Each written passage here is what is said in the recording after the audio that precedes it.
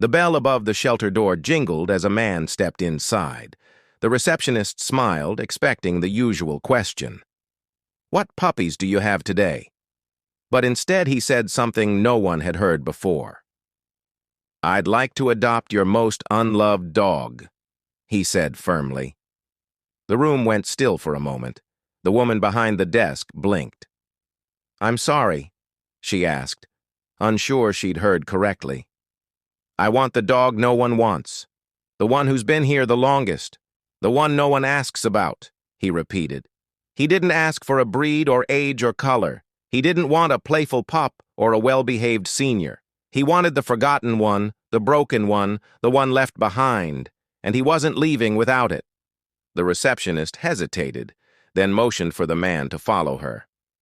As they walked past rows of barking dogs, some leaping excitedly, others whining for attention, he noticed that every kennel had a chart: names, ages, adoption status. Some had smiley faces drawn on them, signs of volunteers rooting for their favorites. They stopped at the very last kennel, tucked away in the back corner like an afterthought.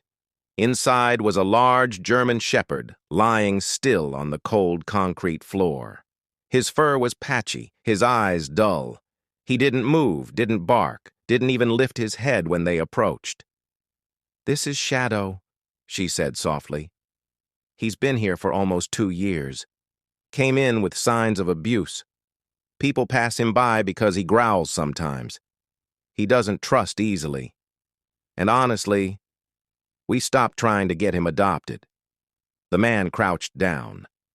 Shadow lifted his head just enough to lock eyes with him. There was no wag of the tail, no hopeful gleam, just years of pain buried deep. "I'll take him," the man said without hesitation. The receptionist blinked, unsure if she heard him right again. "You're sure?" "Absolutely." He nodded. "He's the one I came for." From the moment they stepped outside the shelter, the dog hesitated at every step. He froze at the sound of traffic, flinched when the man reached for the leash, and refused to sit in the back seat of the car. Eventually, with quiet patience and soft reassurance, the man coaxed him in. But Shadow stayed curled in the farthest corner, eyes fixed on the door, body trembling like a leaf in the wind. At home, it wasn't much better. Shadow avoided every room except one, the laundry room, where he nestled into a corner and barely moved. He refused food the first night, didn't sleep, just stared into the shadows, tense and haunted. He placed food and water nearby, sat with him for hours, sometimes saying nothing at all. On the 5th night, something changed. A gentle nudge of Shadow's nose against the man's hand. Barely a second, but enough. It wasn't trust, not yet, but it was a beginning. On day 7, Shadow followed the man into the kitchen. These were small things, but to Shadow, they were victories. By the 2nd week, he ventured into the living room. He didn't sit, but he stood by the edge of the rug while the man watched old black and white movies. His eyes stayed weary, but they no longer looked haunted. Slowly, he began eating with someone in the room. Then one morning, the man awoke to find Shadow curled up at the foot of his bed. Tails didn't wag. Shadow wasn't ready for joy, but a wall had cracked. The biggest moment came when a neighbor dropped by unexpectedly. Shadow didn't hide. He barked, not out of fear, but protection. He placed himself between the man and the visitor, tail low, ears alert.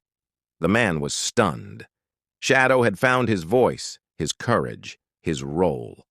For the first time, the man saw what the shelter couldn't. Shadow wasn't broken. He was rebuilding. It happened on a rainy Wednesday. It was the 3rd day since young James had gone missing.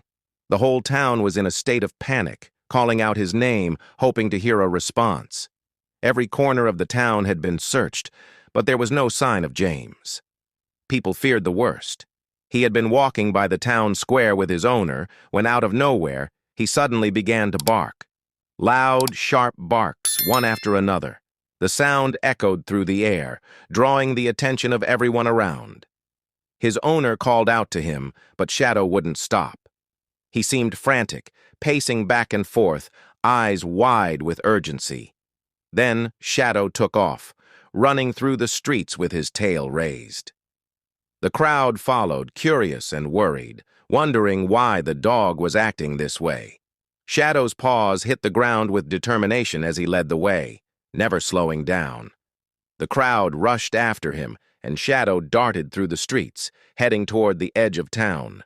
The town's people followed closely behind, pushing forward with hope rising in their hearts.